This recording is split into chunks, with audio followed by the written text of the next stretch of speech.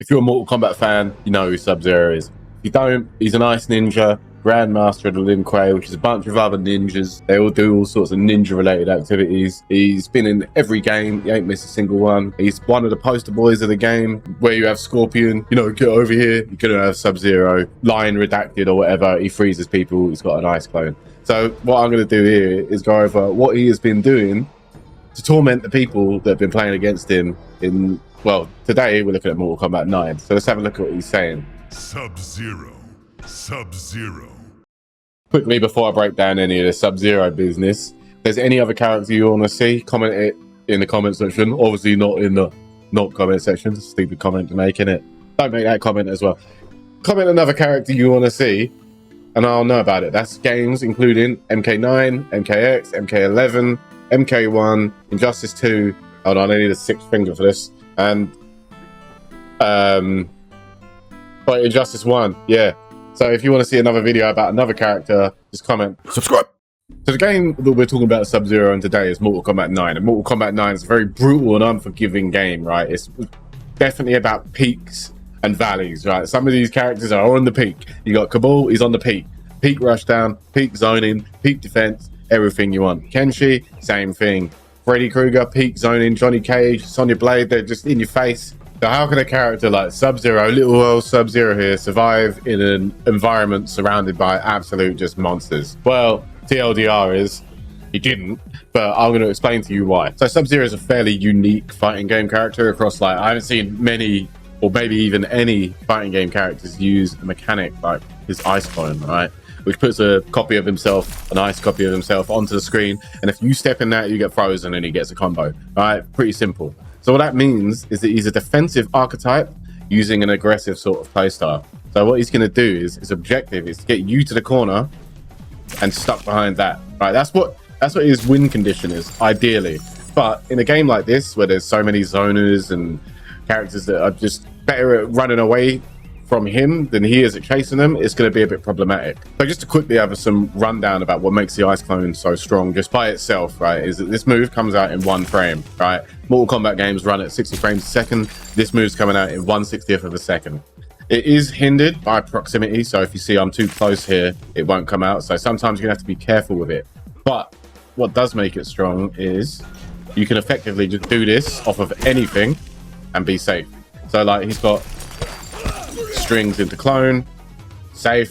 He's got normals into clone. Like you can't really do anything about this. He's just able to just keep rinsing the clone and you can't stop him from putting it up. Now, since Sub-Zero doesn't have these ultra oppressive, high pressure buttons like Johnny Cage, kneeing you in the face, Sonya Blade, like chopping your legs up, he's basically just going to be running his strings, putting the clones up, pushing you to the corner, right? This is what I was saying earlier. He's going to put you in the corner through his strings and his pokes, and every time he puts that clone up, the stage has been cut off just by a little bit extra.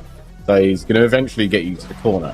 All right, and then when he's got you in the corner and you're blocking, you're in some trouble. Because what they used to do is things like this, right? They'll just wait a little bit, let the clone timer run out, do the string again, and then put the clone up again. So what he's essentially doing here is putting you in a loop. Does 2-1-2 into clone, wait a little bit, do something like jump kick, I don't know, 2-1-2 clone. All right, you see how that little delay gives you enough time to let that clone cooldown come back, so you can just keep looping it. You've got your pokes into everything like that. You can poke them up a bit, wait a bit, and then if you time it wrong, like I did just there, the clone won't come out. That's why you need to have that little bit of delay to let the cooldown sort of wear off on the clone.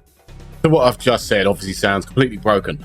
Run the same string, put them in the corner, put the ice clone up in one frame, wait a little bit, run the same string again. Basically, it sounds like an infinite, yeah? Well, there are some limitations revolving around Sub-Zero's normals that make this harder to achieve, and that is their booty. All right, that's the limitation, is normals are just bad for the most part. So if we have a look at what he's got, is most of the buttons that you're going to be pressing with him are going to involve 2 or 4, right? Mostly down 4. Now this is probably his best button, right? 8 frames. On here, it gives you whatever you want. So like, this is a good button. If you hit them standing and get you down 4, you can run whatever string you want and they have to hold it, right? But the problem after that is all of his strings start high, and the only mid he's got is also pretty high. So like it's not looking good when you got like, oh yeah, and if they get hit by down 4 and they're crouching, it only becomes +1. This is MK9 things. This game's just busted like that. But yeah, so basically you could pretty much spend your whole game against Sub-Zero just holding down without blocking, and he just gets cooked. So let's say you're the Jax player here, right? He does down 4 and hit. You're like, oh, I'm just gonna get hit, and then the next thing the sub player does is like, oh, I'll just hit the down 4. I'm gonna run up and do stand 2, right? That stand 2's going over your head. If you're a sweaty Mortal Kombat nerd, which some of you are, I am, and I know that this is a thing because I used to do it, right? If you're a sweaty Mortal Kombat nerd, you would literally just hold down and wait for this to go over your head and then slap him up with whatever combo you want, because this is missing. Basically just waiting for that hand to go over your head and just destroy him. So yeah, subnormals, booty. I'll go into a little bit more detail about them, why they are.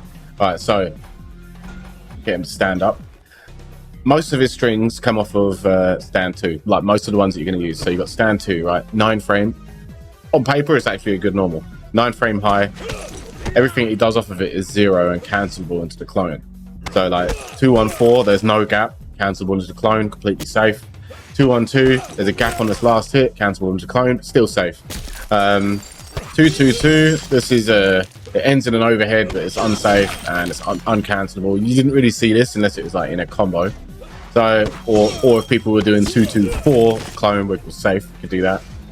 But yeah, basically, as you see, most of the strings come off of the two button. So that all ties back into that same problem I was talking about. They kind of give him one button to sort of alleviate that, but it wasn't really alleviating it. He had this forward 4, right? It's an overhead, which in MK9 practice mode is medium, right? So it's overhead, so you had to stand block it to block it. Let's prove it. All right, see, I ain't chatting shit. Right, so it's this overhead, but you couldn't confirm it. Like, you could do ice ball, but you couldn't like know that it's hit and then do ice ball. So if you want to stop people from ducking, you're taking risks. Other than that, all of his other normals aren't even worth mentioning. Like stand 4, that's slow as it gets. Stand 1, like that's pretty slow, and it's also like they're crouch blocking, which you're going to be doing by default in MK games. How are you going to get this to hit anyone?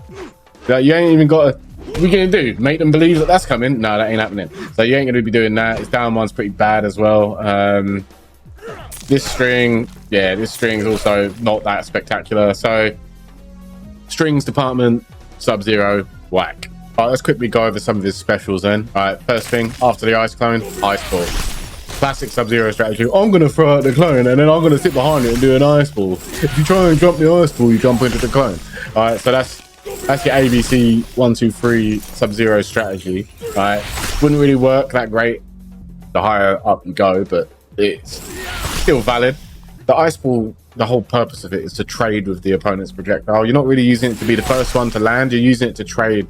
So a lot of the times that involves waiting for them to throw something at you, ducking it and then throwing it back. It also applies to his other special move, which is the slide, right? Which in this game is back forward 4. In other games, it's back forward 3. In other games, it's like up, down, left, right, whatever. They always change his inputs for some reason on Sub-Zero's moves. Same with the ice ball. Ice ball's down, forward 3 in this game. It's not like that in other games. Don't know why they never keep it the same. All right. But yeah, ice ball, clone, slide. They're like Sub-Zero's 3 main sort of moves since this game. So you're using this to trade with people, you're using this to go underneath their projectiles and get in. With this is also armored, so you can actually just absorb a hit with the slide, and it would swap sides on the hit as well, which is kind of not that great for every situation, but sometimes it's good. Let me just click that to not block. So you have that, and he also has this ice puddle, right? And this move had a moment of great.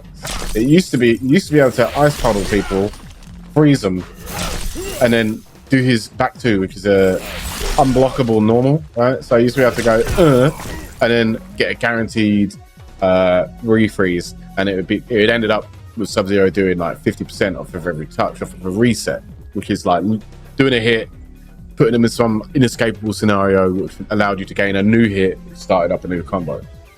Real nerd stuff, but whatever. This is what Sub-Zero was doing for a certain point in time before NetherRealm said, yeah, you ain't doing that, and then they nerfed it, and even despite leaving in the other stuff in the game like Cabal and Cyrax, not Cabal, Cyrax and Smoke, were doing that. They just kept doing it. But Sub-Zero not allowed.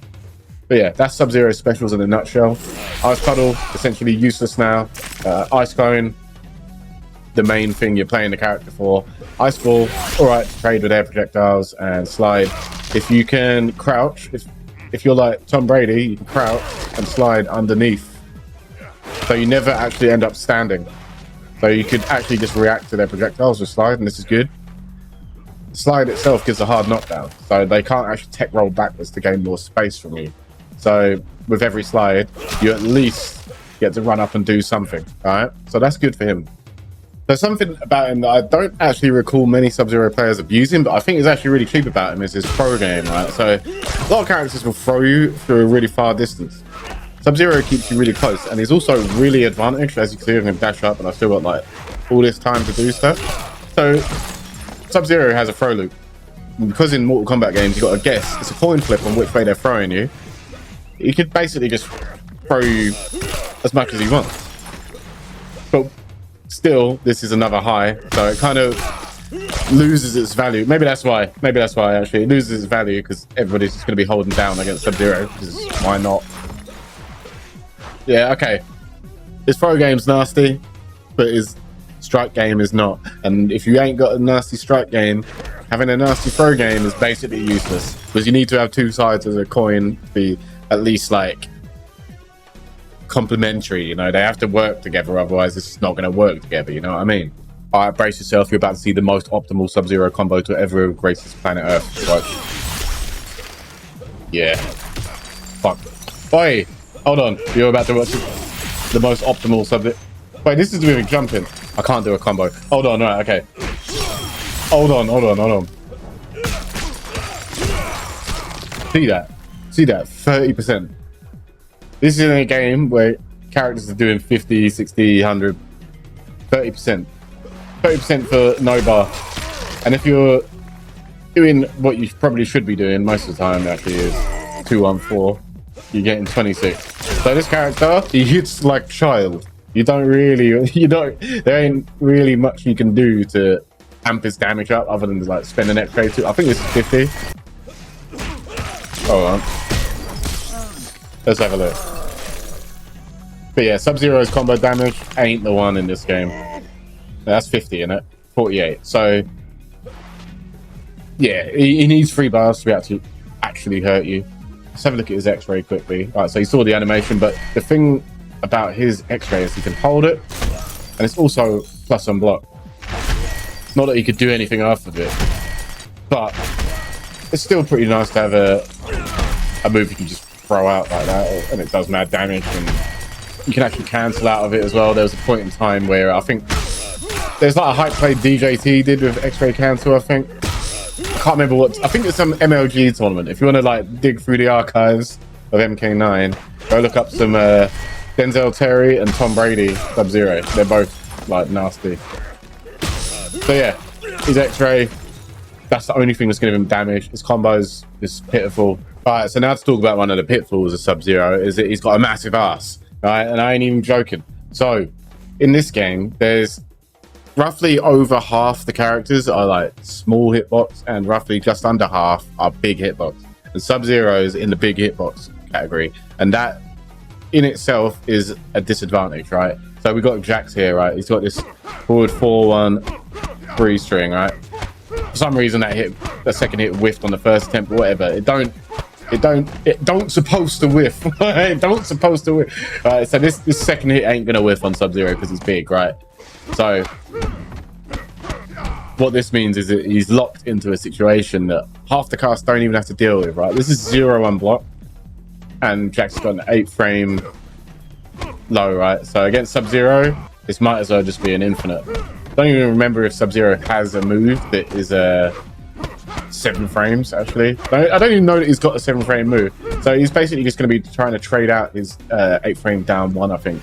So yeah, Sub getting absolutely mauled by characters that can abuse the fact you've got a big hitbox. And just as a quick example to prove my point, Johnny's got no ass. As you can see, that string goes straight over his head. So there you go. If you've got a big hitbox like Sub-Zero and you're against these characters with these high pressure strings that start off relatively high, you're in trouble. Sub-Zero's in a lot of trouble.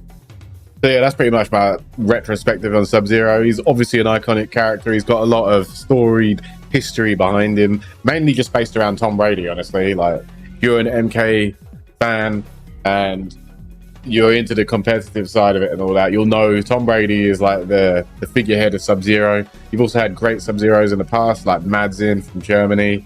You've got Buffalo, also from America. Conqueror from Brazil. Spectacular Sub-Zero. I think this character, Sikander, of course, how can I forget Sikander? You can watch his Sub-Zero pretty much every day at the minute. But basically, yeah, this character, he's never the best, but there's always a lot of weight to his name as a character in the game for some reason, I feel. But yeah, in MK9, this character was struggling. I'm actually hard pressed to find a match where he does good in this game. So Kano, he's probably good against Kane, maybe against Striker and Baraka and Shiva, and not much else. Maybe Liu Kang or something, but he's so unimpressive in this game compared to a character like Cabal, who can just do absolutely anything he wants to. Sonya is just like, yeah, he's getting block infinited, getting absolutely mauled, getting one hit. So I mean, this character, like Sub-Zero here, he's an honest man's character in a dishonest man's game. So if you're going back in time to, I don't even know why you're watching this video. If you're going back in time to smack up your mates in MK9, you want an easy character, don't pick Sub-Zero, pick Kenshi. If you're playing some old MK9 tournament and you're trying to win it, don't pick Sub-Zero, probably pick Kenshi. But thank you for listening to my retrospective on Sub-Zero. Like I said at the beginning of the video, if you want to hear about any other characters from any other NRS games, comment in the post. Post a comment. But yeah, you know what I'm saying. Just comment it. And also tune into my stream. I might do some of these live on stream someday. You never know. So just check it out, innit? Go to the stream. Twitch.tv/FoxyGrandpa. Thank you for watching. Take care, everyone.